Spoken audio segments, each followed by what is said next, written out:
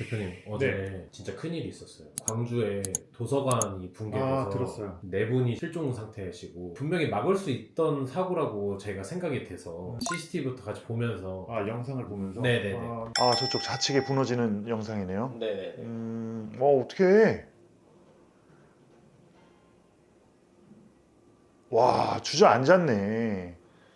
이게 타설 중에 일어난 일인가? 콘크리트 타설 중에? 네, 그렇다고 들었어요. 그러면 그 하중을 못 버티고 무너진 거네. 콘크리트 하중을 못 버티고. 이게 지금 현장 사진이라고 나와 있는데 이거 보면은 왜 일어나는지 아실 수 있어요? 사진만 봐서 정확하다고 말씀드릴 수는 없지만 그냥 제 식견으로 봤을 때 저기 지금 콘크리트가 굳지 않은 콘크리트들의 타설 과정이 보이는데 하중을 못 버틴 거야. 이게 도서관이라고 했죠. 철골 구조의 도서관. 그럼 타설 전에 이 철골 구조가 충분히 버틸 수 있는 구조인지를 확인하던지 아니면은 붙일 수 있는 구조가 아니라고 생각이 되면 보강, 가설재 보강을 한다든지 이런 어떤 계획이 필요했을 것 같아요. 인재가 확실해요. 큰일이다 진짜. 사람들 어떻게 해. 이 사진 보면 좀 더 뭐 명확하게 아실 수 있어요. 저거는 뭐냐면 철근이 보이잖아요. 저게 뭐냐면 이제 바닥 슬라브, 콘크리트가 굳기 전까지는 가설재가 받쳐줘야 되니까 가설재를 대고 그 다음에 철근을 배근한 다음에 거기에 콘크리트를 타설한 거예요. 근데 그 가설재가 터지면서 무너지면서 콘크리트는 밑으로 흘러내렸을 거고 저 밑에 사람이 깔렸다고 하면 사망할 가능성이 굉장히 크겠다. 세 번째 사진 보면은 위에서 좀 본 건데 요 구조물과 요 구조물 사이에 판이 있었을 거예요. 그 판이 가설재고 그 가설재에 서포트, 받쳐주는 그 역할을 하는 보강재가 있던지 아니면 그게 필요 없는 구조라고 판단이 되면 여기 지금 이렇게 만나는 조인트 있잖아요. 여기에 결합이 확실히 하중을 버틸 수 있다. 그리고 받치는 가설재도 충분히 버틸 수 있다. 이런 계산이 나와야 되는데 둘 중에 하나입니다. 가설재의 보강이 이루어지지 않았다든지 또는 공사의 용접면이라든지 아니면은 그 볼트 조인면이 부실한 거예요. 그래서 못 버티고 무너진 거야. 근데 이런 사고가 광주에서도 일어났었고 인재 사고 꽤 많잖아요. 이렇게 되면은 또 건설 업계는 되게 위축되고 이런 말씀드리면 그렇긴 하지만 저희 입장에서 또 이런 일이 터지면 또 다른 제재가 또 생겨요. 물론 안전이 최우선이니까 사고가 발생하면 안 되겠지만 저희가 지금 사실 소규모 공사를 하는데도 조금 과할 정도로 규제가 적용되는 경우가 많은데 사실은 그렇게 된 이유가 광주 아파트 붕괴인가? 그 사건 때문에 강화된 뭐 그런 것들이 있거든요. 그래서 이런 인재가 한 번씩 터지고 나면 그 부담이 사실은 저희한테 와요. 왜냐면 이게 간접 비용의 증가로 이어질 수밖에 없기 때문에 물론 사고도 너무 안타깝고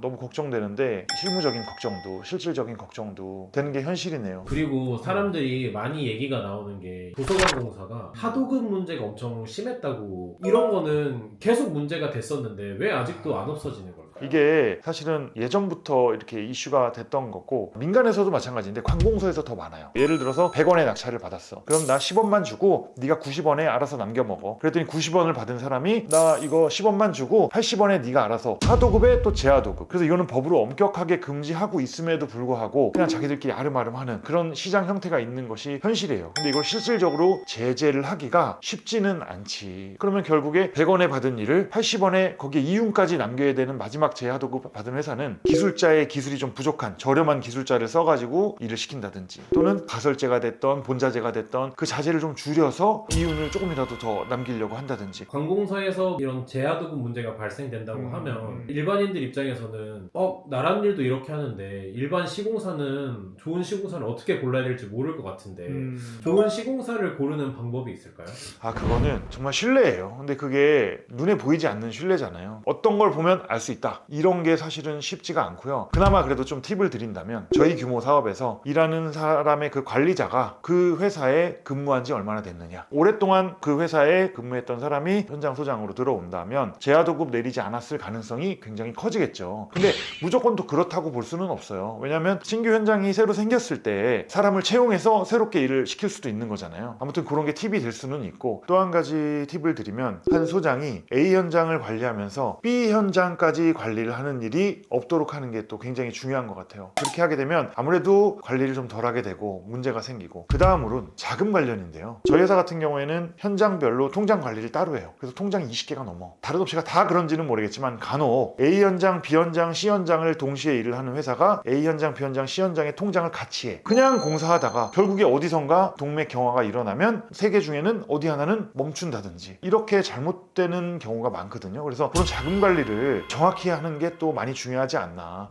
또 이렇게 인재가 발생했는데 정말 다시는 이런 인재가 발생이 안 됐으면 좋겠어요. 제일 걱정인 거는 이 사고로 사망했을 수도 있는 그런 분들, 그런 일이 좀 없었으면 좋겠고, 이런 사고가 한번 발생이 되면 일단 건설업계 자체의 분위기도 흉흉해질 뿐더러 건설업계 자체의 신뢰가 깨지고 결국에는 경기가 안 좋아지고, 앞으로 이런 일이 없었으면 좋겠고, 빨리 그 희생자분들, 부상자분들 구조나 쾌유가 좀 됐으면 좋겠다, 그런 생각이 듭니다.